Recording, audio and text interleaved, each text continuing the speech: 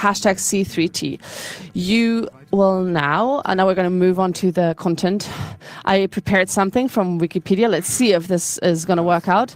The Information Freedom Act belongs to everyone the right to access official documentations and information from offices.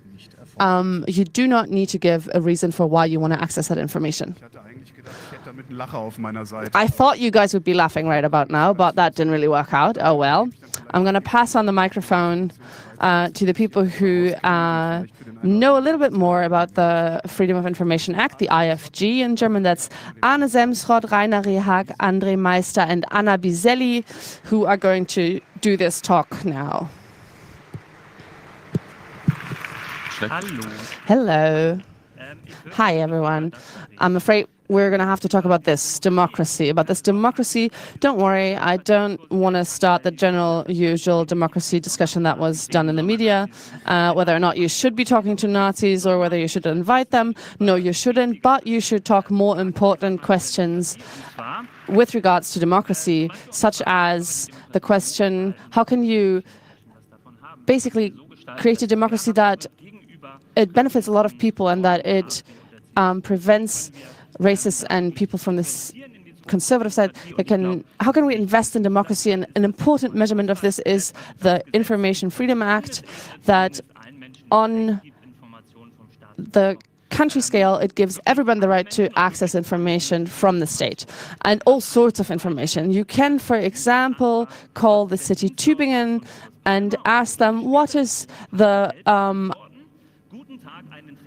official ID of Boris Palmer, who is the mayor of the sound of Tübingen, and then you will get a response from him in personal. So there's all sorts of stuff that you can, it's part of your civil rights, that's part of your right to participate in democracy. It's obviously related to creation of will, and it obviously is supposed to be a way of controlling the state actions, and obviously also fight corruption. And I think it shows quite well what's the central aspect of this IFG, the Freedom Act of Information. It's supposed to be a democracy infrastructure. So that's what's cities for, what's streets for the car system and infrastructure. That's what the Information Freedom Act is for democracy. So in this talk, we would like to cover how the use of this democratic infrastructure can be senseful and useful. Rainer, Andre, and Anna are going to give us some examples of this. And then afterwards, we want to cover how this infrastructure can be built further. And so in the beginning, we would like to do a view. What's the scale at the moment for the Information Freedom Act? So we see three different categories where we have counties that do not have any of these Freedom Acts, and we have the counties that have that sort of act, and then we have three counties that have a transparency law. So where you don't have to file for an official inquiry, you actually have data that's provided by them. And this year, the county of Hesse has gotten an Information Freedom Act. Hold your applause, because when you look at this applause, the CDU and the FDP, who are in charge in this county, exempted all communal departments, the police, which is in line with the police laws, because the police in Hesse is not supposed to give any information.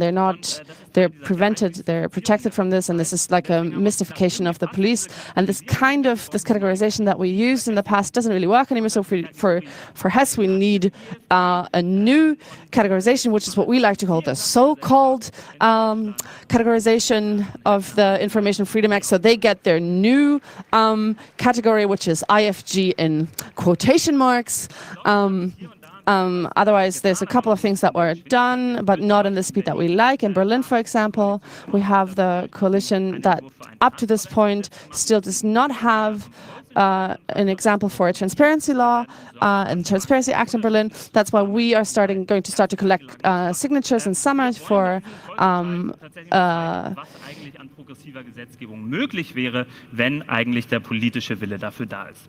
Wenn wir uns So basically, we're trying to gather enough votes so that we can, from the grounds, get this pushed through further. So if we look at the European context, we can see a bit more how special it is to not have any Information Freedom Act.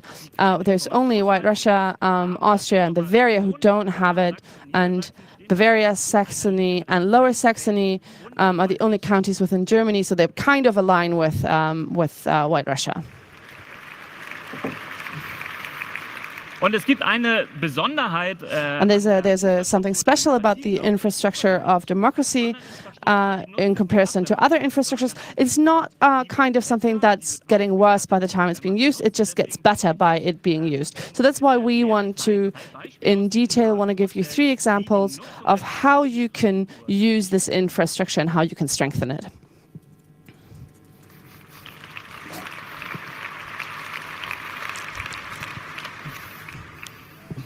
Hallo, hallo. Hello, hello. All right. So my friendship with the Information Freedom Act is going back a few years now. I've never told this to anyone. But in 2011, I got a call from the Open Knowledge Foundation. You know about email. Can't you set up a mail server for us? We have this project. Ask the state, frag den Staat, where you can ask for documentation from the state. All right, we're going to ask the state and beg for documents. I don't know how convinced I am if this is going to work, but I did it. And I was quite happy, and I have an account on this platform, and I use it quite frequently, and I like it, and a lot of times it causes good results. Sometimes it doesn't, generates no results. But if you use this platform, asking the state has gotten so easy. If you stumble across something, you can be like, oh yeah, exactly, there's a document that's being mentioned, I can't find it. Just maybe file for a small inquiry, and you just need to get it sent to you. So for a lot of things, I have done this, especially for something like the state Trojan horse. It's my most favorite subject of the politicians, to make sure that security officers, police, and such as can hack into machines and can access data and surveil this data. Here is a product video of the product Finfisher from a German-British company that was bought by the German Criminal Police Department, and we asked for the contract. But this was officially first introduced to fight international terrorism, and it was to prevent these sort of strong laws, strong crimes. But then the parliament decided, well, if we have this kind of software, we might as well use it for anything that is a severe criminality within everyday criminality. So what our goal obviously is to get more transparency. So you bought the state Trojan horse. Why don't you give us the contract? So they were like responding, no. All right, but we have this right based on the Freedom of Information Act. So we filed and sued them, and then we got the contract, and that is kind of what it looks like. It's kind of blacked out everywhere. But the filing this complaint with the trial was very important. And I also asked the police to give us the contract, but then I was like, oh, I already sued you guys, and then I got it, and it looks exactly pretty much like this. The Freedom of Information Act is obviously not the only way to access information. There is also a way where you can ask parliamentarians, because they can file inquiries and requests other legislators, and they can ask questions that obviously you as a normal citizen can. And so the Green Party asked a question to the government. Did you, from an academic scientific standpoint, research whether or not you need the state Trojan, and in what cases you actually need it? So, but then they were like, no, we didn't really do that, but we kind of checked with the BKA, which is the German state police department, and they kind of looked into cases where that would have been kind of nice to have. So, then we were like, oh, well, we would love to see that document that you were using to do that. And so we were like, oh, let's file for that document. So then we had to wait, obviously, because, and then usually they have a certain deadline where they have to give you the documents, and then they don't. And once you exceed that deadline, you can push another button, and then they will be reminded that they are supposed to send you this. And then you wait until day 50, and then I reminded them again. And then afterwards, I was obviously doing a lot more research and other work on the side. Also das IFG ist eine der Möglichkeiten. So the Freedom of Information Act is one way of getting information. As a journalist, you obviously have other means and ways of getting documented. You have stuff being sent to you. In between, we got like 7 documents that were actually protected under security, and we got them sent to us. And my inquiry via the Information and Freedom Act was up until 107 without anything. So I got in touch with the Federal Criminal Police Office again. You are exceeding the deadline that you were supposed to be sending me this information on, and I got also in touch with the department that's in charge of data protection and information freedom, and you can get in touch with them if you have trouble when an inquiry is not being dealt with, and then you can ask them, and please look at my case. And what's it said? I said, I am under the impression that this inquiry was dealt with because of unlawful things. And then obviously the next day we got a mail from the Federal Police Department, and then they were like, oh no, we didn't get your email. But the funny thing is, with Ask the State, you can actually get an excerpt from the mail log where it says you got the email. So it said and stated that because we didn't get it, that's okay that you didn't get it. I can give you a link to where you can read my question that I sent in, and so I send you the link, and you can look it up yourself. And all right, and then you get your official response. There's the document that you asked for, and so we finally get the document that we asked for, and now we obviously have to analyze this. So what cases do we actually have where the security officers would want to use the state Trojan horse? So this reads as follows. Criminal acts as part of a criminal against for like something like child pornography, more than killing. If you look at criminal acts followed by death. So we started with terrorism and then expanded it to this, but obviously these offenses are not actually mentioned in this file that we got. So half of the stuff that we saw in this document were related to drugs, and the other one were related to people stealing and robbing. So that was kind of what was kind of baffling for us. That they obviously want to use the state Trojan horse mainly against drug-related crime and stuff where, in cases where things were stolen. And I mean, this was 100 days of research.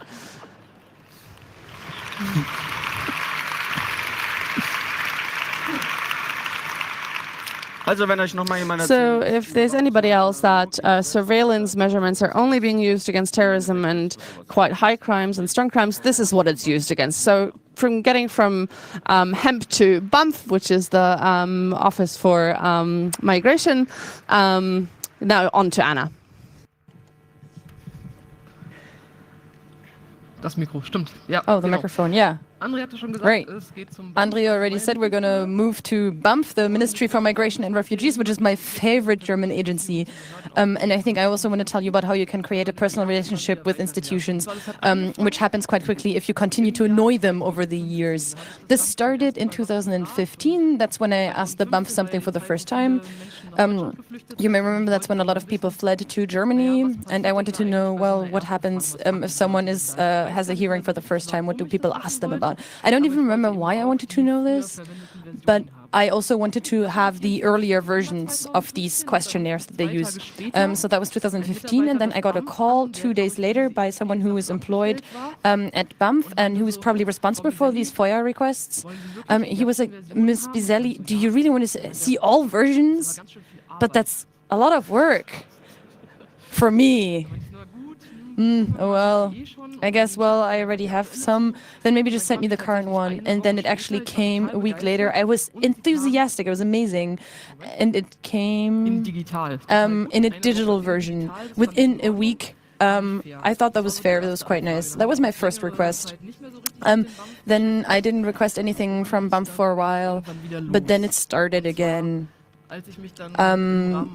That was when I started working in my journalistic work on, at the time I was primarily sending press requests rather than FOIA requests. And that's quite interesting because you may think, oh, journalists are so privileged they can ask these institutions all these things. But actually, in many cases, the Freedom of Information Act is actually something that's much more reliable. But it also depends on the specific institution you're interacting with.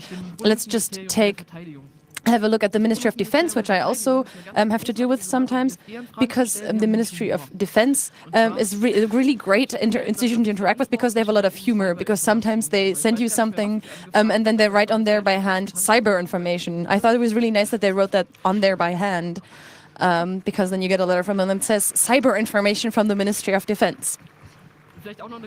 And maybe just another quick story. Anna and I had another episode with the German army where Arne asked the army for a game that they created, and they were like, well, can't really do that. There's something about IP problems, but you can come here and play it with us.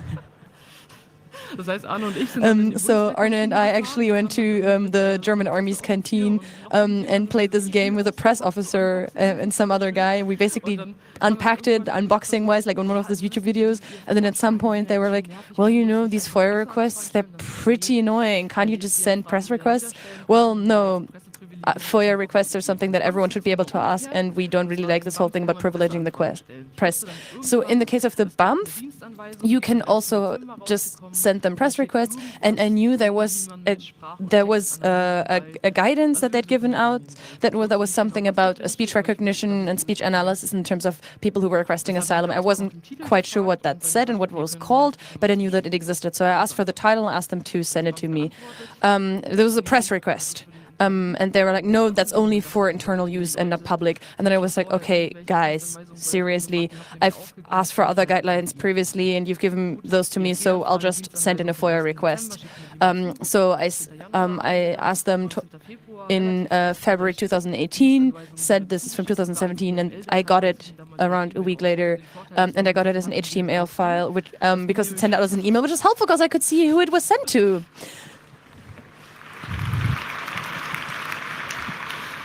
Which was interestingly not just sent to the regular BAMF employee mailing lists, but was also sent to the management consultancies that had advised the ministry to implement these systems. Very interesting. I've never seen anything like that. So that's 0 to 1 for FOIA requests. You too should submit FOIA requests and not assume or wait for someone to report on it. My personal routine is me reading certain news and media kind of sites and document that they allegedly have, and I'm like, oh, well, it can't be that secret. I'm going to request this document, and then I can tell them, well, actually, this document which you're claiming is so secret, it's online now. So let's continue. I did a talk about this yesterday, how the ministry trains its employees to use all these IT systems for dialect analysis and smartphone analysis. In the very beginning, I was primarily interested in how this dialect analysis happens and works. And I wanted to know how these people who make decisions, what kind of tools and information they get to interpret the output of these programs. So I told them, please give me everything. I don't want it just to be limited to specific types of documents. I just want everything. Sometimes that works, sometimes it doesn't. And then I actually got an answer. I got 2 internal guidelines. One was for asylum requests and how essentially they determine someone's identity. And the guideline for the secretariat that basically said exactly the same thing. And I was like, well, that's not so cool because I don't really think that's everything. So maybe I need to phrase this in a different way. So they really sent me everything. So I phrased it slightly differently. Well, now there was a parliamentary inquiry into this. And now we know that you have these trainings for your employees that are between 4 and 8 hours. And I basically assumed it would have been very weird if this was a government agency that doesn't create PowerPoints for its trainings. And so I basically asked for these documents. So I know about these things. Please send me exactly that. Please send me everything. Please send it to me about all these tools that you train people on. Similarly to Andre, I waited and was, okay, come on, now it's really about time. You need to send me something. And then there was this pseudo scandal that was happening with the ministry, where the ministry BAMF was like, okay, our lawyers are currently quite busy, and I was like, okay, well, I can see that. And then 4 months later, I finally got an answer. And they basically said, we're sending the following documents, user manual, training documents, and so on and so on. And that was August 2018. I was really happy. Then I continued to read, and it said, well, you can't duplicate or publish these or give them to other people, which is kind of funny because this is the Freedom of Information Act, because thousands of people can just ask for the same document, and you can basically drive a DDoS attack on a ministry. And then they basically often say, oh, okay, now you can publish it. And I was like, okay, I'm just not even going to start with that. The BAMF did something really nice. They basically wrote my PowerPoint slides for this Congress, and so I'm just going to publish these slides. And, well, you can have a look at that talk. But this is my favorite slide, which is these are different types of phones that people might encounter, including the Nokia phone gun, which doesn't actually exist but is a Photoshop. And then I looked at these documents a bit further, and I asked myself, when did I request these documents? And you didn't even ask about user manuals.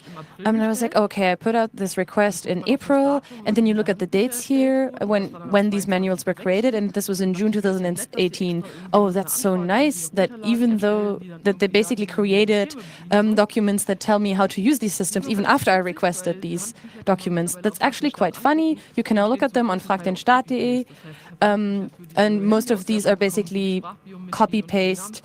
So I got these for several different softwares, and you can basically say this is version 1.0 because it basically tells you how to click things, and it doesn't really tell you how to actually use these tools. We saw in the beginning, BAMF answered within a week. Then suddenly it took them 4 weeks, which I guess is also okay, but then suddenly it started to take much, much longer for them to respond, and they started just sending everything on paper and telling me that I couldn't publish things anymore.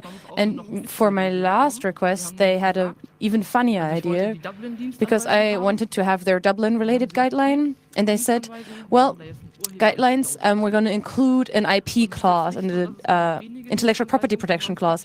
And it's not like there are few guidelines that are not public. Another German NGO also published one a while ago, and there has never been an IP clause in there, but now they started putting in IP clauses and saying this is protected intellectual property, you can't publish this. I think this is an interesting example of how IP law is used to essentially try to prevent publication and to censorship. And then basically, if you look at the IP protection law, basically it says IP law, these things are not sufficiently creative. There is not a lot of creation happening here when it's like basically a guideline from a government institution, and, well, we're just going to publish this, which, well, it's our job, and I would highly recommend you do the same thing. And just to close with, another document that was quite important that I didn't ask, but Arne requested that. This document shows that the supposed BAMF scandal, which was a pretty big deal in German politics earlier this year, wasn't actually a scandal. So people said that the ministry essentially grabbed asylum cases which they weren't supposed to be responsible for, and that allegedly people got asylum who weren't supposed to get asylum. But by getting this document, we found out that actually that's not quite what happened, because basically people who are requesting asylum can be moved and distributed across different instances, and then can be explicitly sent, and these people were explicitly sent to Bremen, which was accused of having essentially taken these cases. For journalists, I think that's also really important. You should see, are there other documents, and if they exist, you should look at those, and then if they exist, you should publish those, because it shouldn't just be journalists who are allowed to interpret these documents, but everyone should be able to read them and talk about them and interpret them. So moving from IP law and censorship IP law, let's move to places affected by a lack of transparency.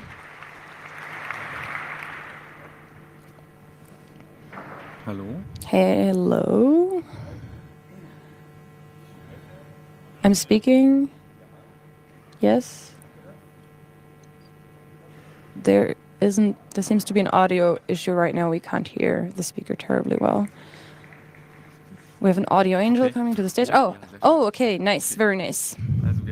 So we had places with audio issues. So I will tell you about places affected by a lack of transparency.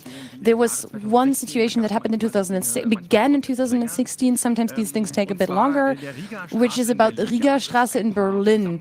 There were several conflicts between left-wing housing projects, which are in these cases people who live there and pay rent, and the police. There were several clearances that actually turned out to be illegal in the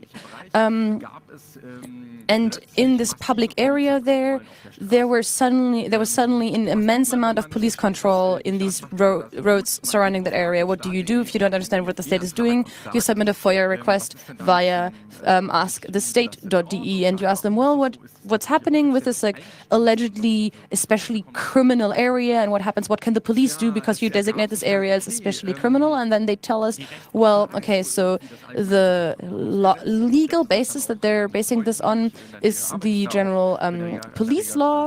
I actually work there, and so I've talked to people who have the experience of living there, and basically the experience is that the police randomly stops people, checks their identity, searches their things, including their strollers, their cars, and their bags.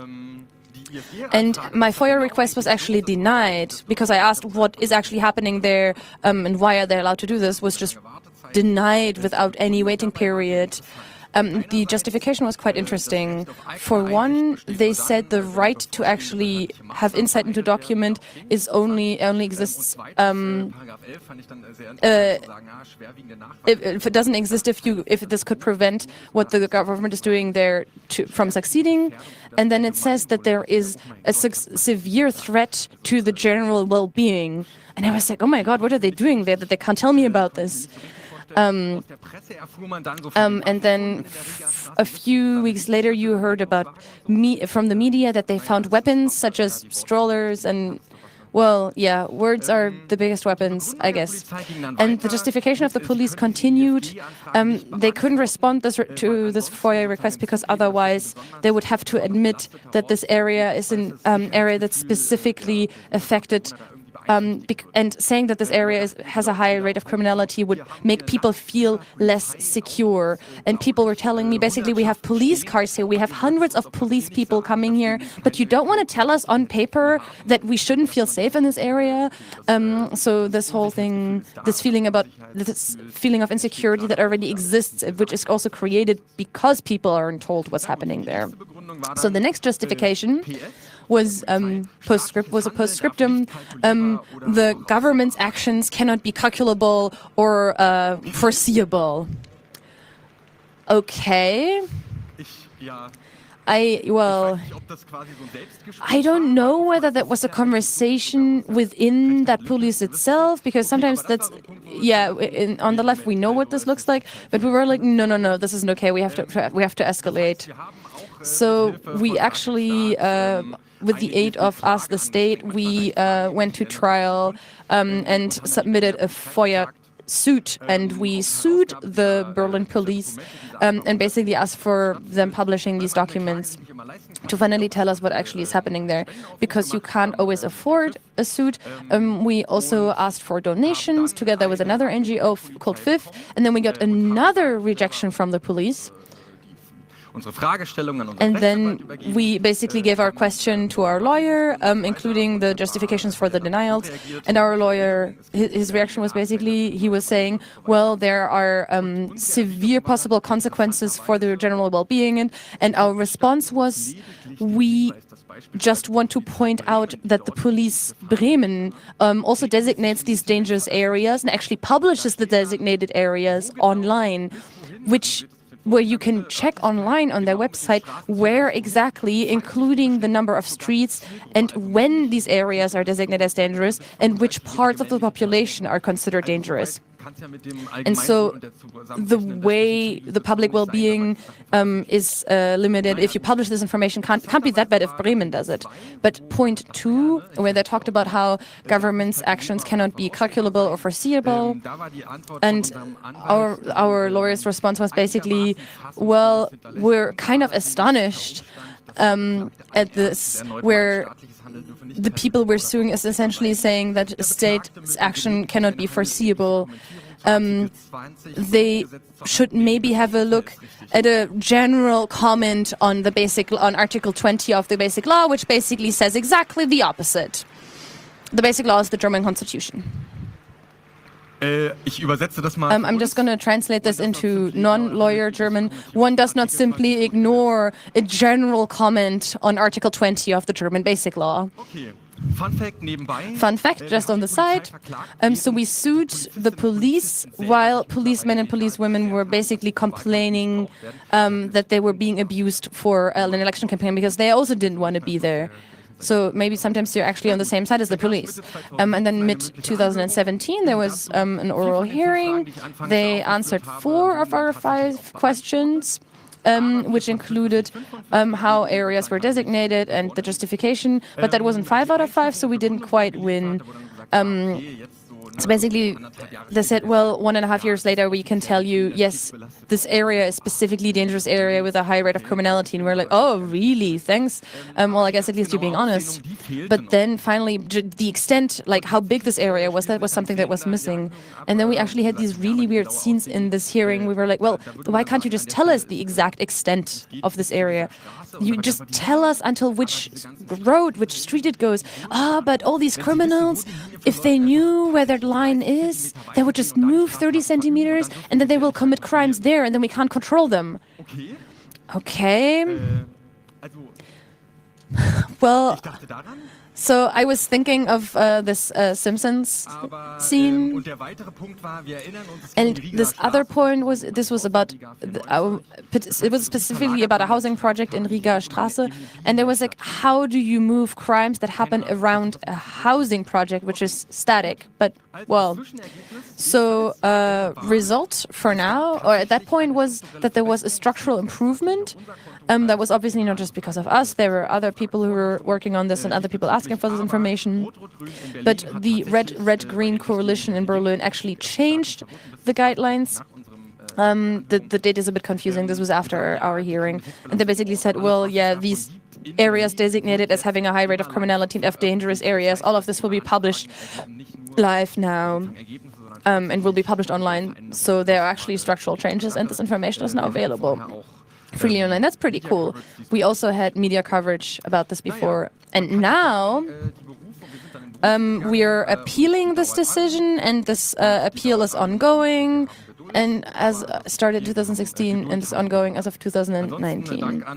And so we want to thank our lawyer. We want to ask the state, Juliane Krüger, Marco Mitter, Paul Geiger-Zeller, and the people who helped us with their donations to actually enable this whole thing to happen. Es gibt in diesem Zusammenhang mit diesen beiden Anfragen 2 Aspekte. Related to this, there's 2 aspects that I would like to stress on.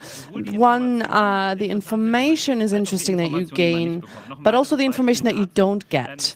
So one example for this is the Afghanistan state of relations right now. We asked for that with the Defense Department, and we asked for this, and we got it back, and it looked a bit like this, and it looked like that, and I think that's quite telling. This blackout is showing very well what the current state of human rights and security is in Afghanistan. I think an interesting detail on this report is that the security report in 2007 was supposed to be done in 2007 because of a terroristic attack on the German embassy, but it could only be finished in 2018. So if you will talk about deportations to Afghanistan right today, this is inhumane politics that you're doing. A second aspect that is quite interesting to me is that the Information Freedom Act doesn't make you get information, but you also get copies of original files. I have a good example for this. There's a copy from the Foreign Ministry about the refugee situation in Libya that writes that there is a refugee camp that's similar to former concentration camps, and that as a quote is quite impressive. But when you see the document with the logo from the Foreign Office affair and this sentence where it says that it's similar to concentration camps, and you really know how far down the line we are. So this is how you can use these democratic infrastructures and how you can further use this and build it up. And this is obviously not just by the Information and Freedom Act. There's the ecosystem. There's other laws that are related to it. There's obviously also this law that was introduced in 1933 by the Nazis that today is paragraph 2019, and this is about freedom of information on abortions. The Nazis introduced the paragraph 219A in May 1933, and for the criminal law book, what should count that today is that Nazis out, and they should also be out of our law books, and that's why this law should be abolished. Das Informationsfreiheitsgesetz wird demnächst auch geändert werden. The Information Freedom Act is going to be changed soon. There's a response to an inquiry we filed. We don't yet know what's going to be changed, but it's going to be changed. I don't know because I'm retiring tomorrow. Correlation, not causality, so we don't know what's going to happen, but this law is probably going to be more restrictive by the current inner ministry, but independently from this, we want to look at how we can further build this. And so we started a campaign where we wanted all lobby statements, so the fast process of making law, that should be made public. And we went to talk to the ministries and started with, and we were like, why don't you publicize? And they were like, well, thank you, and didn't do anything. So that's why we did, why don't we start something new? So we wanted to do something. So we built a database with 70,000 documents with different statements by lobbyists and people who were holding speeches. So we made that public. So why don't we make all these documents accessible? And within a week, we got 2,000 requests and sent them to the government. Und es hat sich gezeigt, and it showed it is super effective. And the ministries took 3 weeks and then published all these documents themselves. There was no decision yet, however, how this was going to be done and dealt with in the future. This was a decision for past decisions. So this year we went up to them again. Why don't you publish these documents? Because otherwise we'll start this campaign again. So in November, the ministries decided that they will publish all speaker files and lobby statements. Und wir haben da durchaus Gefallen gefunden. We were kind of intrigued by this playful attitude towards this. So we're like, how can we get the ministries more to our side, more to over to our side? So then we started this championship of Information and Freedom Act. So the principle here is that we're taking an inquiry for all the different departments, and whoever answers first gets a round further ahead. And that was super interesting. That was a super interesting game to watch. Like, this competition was super interesting, like all the different matchups. This one was quite interesting. The foreign ministry bet the BMZ. And that, I think, was the first time where the SPD could beat the CDU.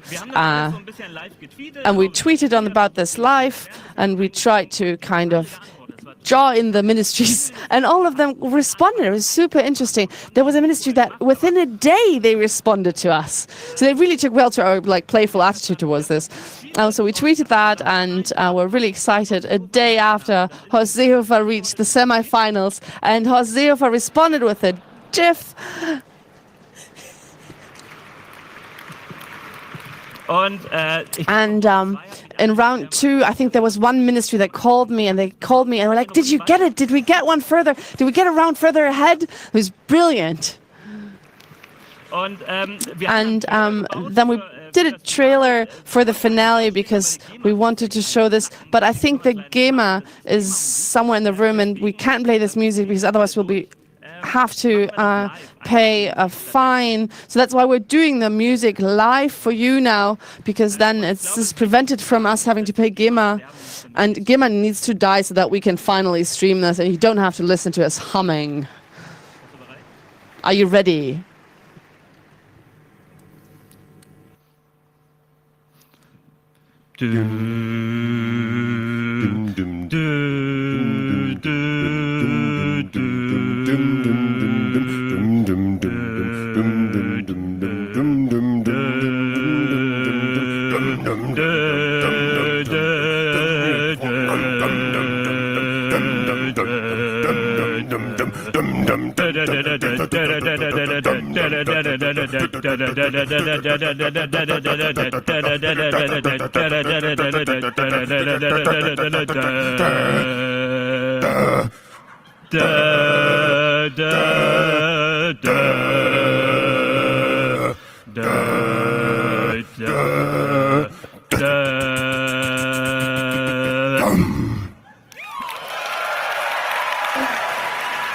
Nice. Big applause from the audience for this beautiful performance. Stefan Wehrmeier. Stefan Wehrmeier joined Arne on stage. He is the founder and developer for Frag den Staat, the website where you can file your own FOIA requests. Who won? Anja Kalicek won. So did she get a trophy for this?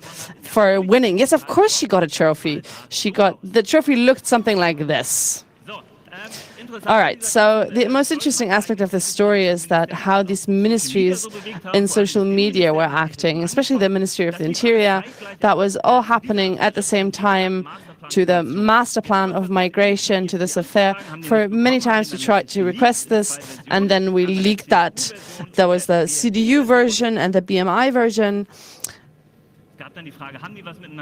And we were like, do they have something to do with one another? We don't really know. So the Ministry of the Interior was quite under fire for this. Well, of course, you kind of created this inhumane document.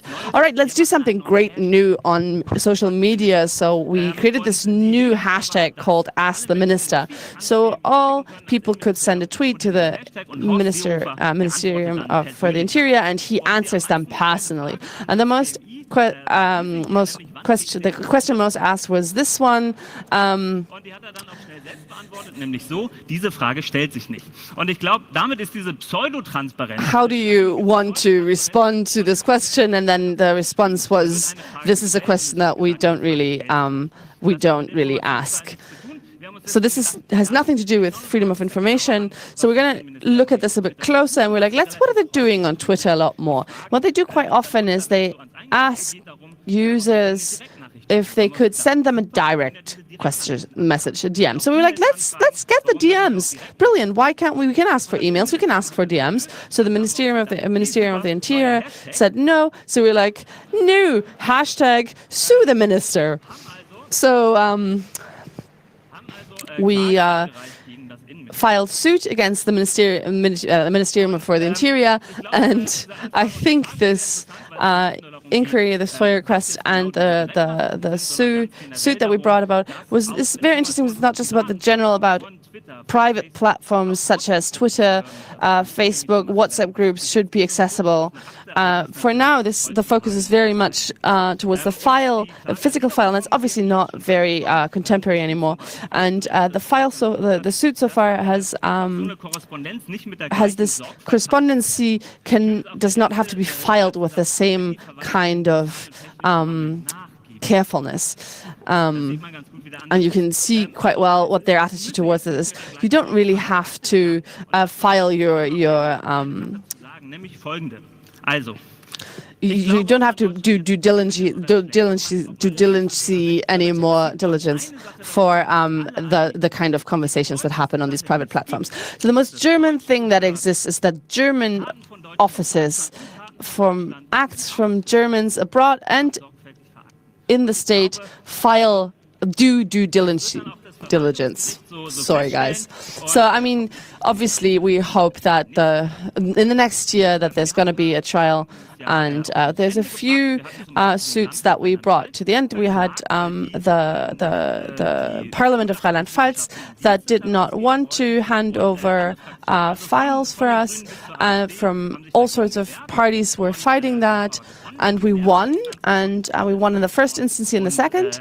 And for 2 months ago, we got these reports, and the head of the parliament said, well, if these reports are published, obviously there's going to be pressure to justify, and then we have to justify in the public why we have done and come to certain conclusions. Obviously, that would be horrible if that would that would take place. But all these reports are now public, and we also won another suit with the Federal Council because you could only in the official documents how counties and how elections came about, but you couldn't see who decided for what. So we then asked all the counties to publicize how they came to a decision, and so we went to Sachsen-Anhalt and asked for the last meeting and the meeting before that, and we would always get their reports on how decisions were made. And you can obviously do the same. There is still a phone that you can donate to. It is called Transparency Suits, transparenzklagen.de. There's a couple of suits that so far have not had their official trial yet because everybody is completely over-exhausted, and that's why all of these things are taking so long. And that's, I think, why this is really important. Who has to sue more? And I think that's the public offices that have to sue more, because we looked at how many suits they brought about, and if as the state sues more than the public broadcasting systems of Germany, then something is going very wrong. And with that, I would like to come to the conclusion that's called Living Democracy, and it's called like that because there is a program done by the country of Germany. It's called Living Democracy. There's 100 million euros that is supposed to give money to support democracy infrastructure. We've worked quite up a few things and published a few things that are related to this, and it states that every state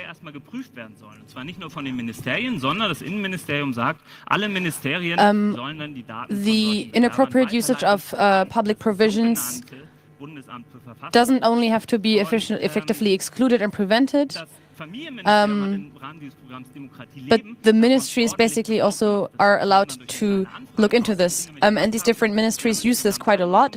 There were 51 organizations which they passed on to the German Secret Service to have them check whether these organizations deserve a democracy seal of approval, essentially. So basically, in this case, the Secret Service, in this case, the Federal Office for the Protection of the Institution, the Verfassungsschutz, is who gets to decide who is democratic. You may remember this person, Christina Schröder, former Minister of Families, was actually interested in a extremism clause where we wanted everyone who, for example, adopts kids to sign a non-extremism clause, and that was something that we got rid of because so many civil society organizations opposed this. What did the Ministry of Families do in response to that? Then they were like, oh, well, now we're going to try it with this guy. Hans-Georg Maaßen and his friends within the AfD ultimately decided within the Verfassungsschutz whether they basically decided whether an organization could get this seal of approval or not. We wanted to know more about this, and they were like, well, this is Secret Service, so it's secret.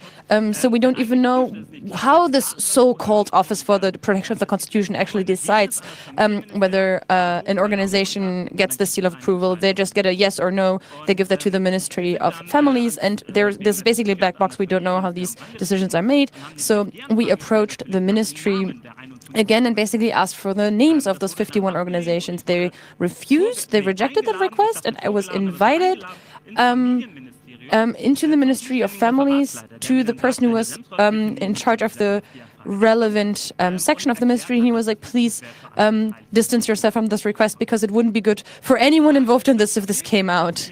And I was like, oh, that sounds interesting. So we sued because we want to know the names of these 51 organizations. And then the response to this suit, we got that 5 days ago. If you read that, that's extremely remarkable. That's it was written by an external law firm. So basically, the ministry used tax money to pay this external law firm to write this justification. They argue that essentially, if these organizations' names are published, then public security will be endangered. Why? Because then fewer organizations will send in requests to the Ministry of Families, and this is their response. If we publish these organizations' names, then other people who want to implement projects might also be mistrustful of the ministry. The basis for a trust-based cooperation could be destroyed doing this. So they're basically saying, the ministry says, if it comes out what we actually do, then you can't trust us anymore. And I think that's extremely remarkable that they don't even deny that this is extremely problematic to work with the Secret Service, but rather than drawing the relevant consequences and saying we won't do this anymore, they're just saying, well, we'll just keep it secret. I think if that's their idea of democracy that the Ministry of Families has here, we need to maybe teach them what it means to actually live democracy.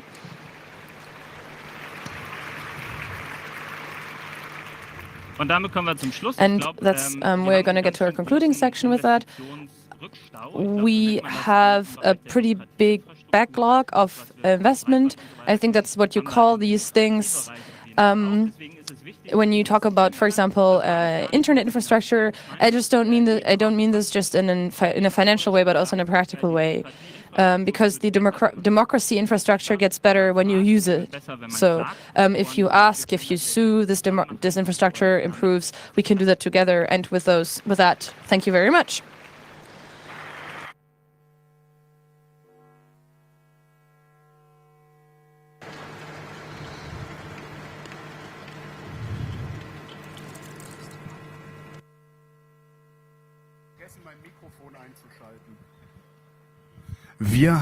We have 8 minutes for questions and answers. If you have questions, go find a microphone. We're going to try to get as many questions in as possible. Number 2, you get the first one. Ist das Mikro an?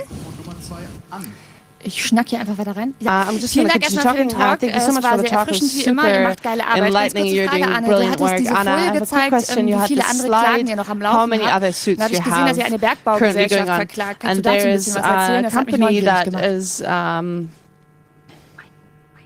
In mining industry, there's a mining industry suit that's the LNBV. That's the LMBV company which we're suing, which is responsible for mining after after restructuring and restoration. So they restore areas in the Lausitz, a part of Germany, and we sued them because they said we don't actually have to tell you anything, but we're saying this is basically a company that's 100% state-owned. So at least based on the Freedom of Information Act, they actually obliged to give us information as well, and that's one of those basic principle suits, because we basically want to make sure that we have written down by court that these institutions also need to answer our requests. All right, we're going to start with the internet and then afterwards the 8. One question is, are there cases where FOIA requests caused for repercussions? Paying money is a repercussion, right? It's pretty expensive. Well, I think that's a good point. What's important to us is that you can send in requests anonymously as well, and that's a really big point of discussion that we've had for the past few years, especially with the Ministry of the Interior. We think that if you don't want a government agency to know your name, you should be able to use a pseudonym to put in a FOIA request. The Ministry of the Interior disagrees with that. And there was one case by Jan Kuciak. He's a Slovak journalist who was killed because of a FOIA request. He and his fiancée, what happened was that he sent a FOIA request to a Slovak agency based on their Freedom of Information Act. and basically included his name and his address. And that was about, this whole request was about organized crime. What did the ministry do? It sent it to the people who were affected by this, by organized crime, and they were like, well, can we tell them their name? By the way, this is the request. And that's how his name and his address came out, and that's probably why he was killed and murdered. And that's why it's really important to us that the people who don't want to submit a FOIA request under their own name should be able to, you can find someone who makes that request for them, such as us, but they should also be able to do it pseudonymously. No, microphone number 8. Ja, hallo, meine Frage ist my question ähnlich. is Und super ihr similar. geht ja teilweise auch so ein bisschen spaßhaft, finde You ich, are ran. kind of joking Wie teuer about this, but sind how jetzt diese ganzen expensive Anfragen? are Zum these Beispiel von FOIA diesem requests? Like, for Wettbewerb. example, for the competition. Oh, for example, for this competition, the requests, all of them were free. But in general, agencies are allowed to ask for up to 500 euros of fees, especially for large requests. They usually do that to scare you away, but you can usually kind of like negotiate that down, maybe even down to €0. What's even more expensive are lawsuits, which is why we have this pot where we collect donations for lawsuits. For example, there was one case in Rheinland-Pfalz where we paid 3,000 euros, although we won the lawsuit. Number 4, please. Ja, danke. Right, thank you. Vielen Dank für eure Thank you heldenhafte so much Arbeit. for Ich the habe heroic die work Frage, you're ob es so doing. Trotzreaktionen The gibt question zwischen is, den Behörden, ob die miteinander reden sozusagen und sagen, ja, den active kennen wir schon von der defiance anderen Behörde kind of und, from ministries and oder offices, so. and they just kind of refuse to answer on these grounds. Wollt ihr dazu auch was sagen? Do you want to say something about that? Sometimes I'm not sure whether some of us don't get information more quickly because government agencies know that we're gonna sue them. I think it can be helpful to have some kind of reputation with government agencies, but we also know that although it's not allowed, they also talk and exchange information between agencies, despite this actually not being allowed. I actually got a response from a Ministry of Agriculture to a request that I sent to the Ministry of Health, because they internally passed that on. But we also have this like general standard sentence in our requests. We don't want our names to be essentially passed on. Danke für den Talk. Thank you so much for the talk. Liebe leider in einem Bundesland, wo es noch kein county where we don't have an Information of Freedom Act. Do you know what the state of things is? Bavaria, Saxony, Lower Saxony. So in Bavaria, they're saying in their coalition, no, Lower Saxony, they're saying that they want to have a Freedom of Information Act as part of their coalition, but the Conservative Party is not sufficiently interested in it. So I think it might make sense to remind the Social Democratic Party. In Lower Saxony, new government, they have no interest in implementing such a law. Their coalition agreement basically says they want to evaluate how this worked in other federal states. And in Bavaria, the free voters essentially said that they want to implement a freedom of information law, but it wasn't. They didn't manage to convince the Conservative Party they're in a coalition with to put that into the coalition agreement. So based on that, I think the landscape of Freedom of Information Acts will look similar to this year, next year. All right, question from the internet. How is it with companies that 100% are owned by the state, such as the German train company? Not for the Freedom of Information Act, but the environmental information law, because when we're dealing with the environment, which is a pretty broad term, everything is kind of loud and stinky, then the environmental information law applies, and then companies that are owned by the German state might be affected, which includes, for example, the German train company. So I think once you're affected by this particular law, that's the case. All right, that's the last question for this talk, and this comes from number 3. Ich wollte gerne I wissen, would like to know, ihr hattet vorhin gesagt, you dass mentioned ihr die ersten Entwürfe und Lobby-Einbringungen in Gesetze mitveröffentlichen haben wollt von den Ministerien. Und da wollte ich wissen, ob das jetzt eine Richtlinie ist, die von der nächsten Regierung einfach wieder zurückgenommen werden kann oder ob es da Möglichkeiten gibt, das auch in ein Gesetz zu gießen, dass es nicht ohne weiteres wieder intransparenter wird. That's a great question. There was a cabinet decision, and that's, how do you say this? Usually these decisions from within the cabinet are implemented further, even beyond that particular legislative period, and I think it's a good sign that it was done in the beginning of the legislative period. I think once you finally have a standard and a baseline of transparency, then it's very difficult to go back below that standard. But what doesn't happen is that they put these things into the general operational standing orders of the German government, and that was best of Informationsfreiheit or best of freedom of information. Und Arne Semsrott.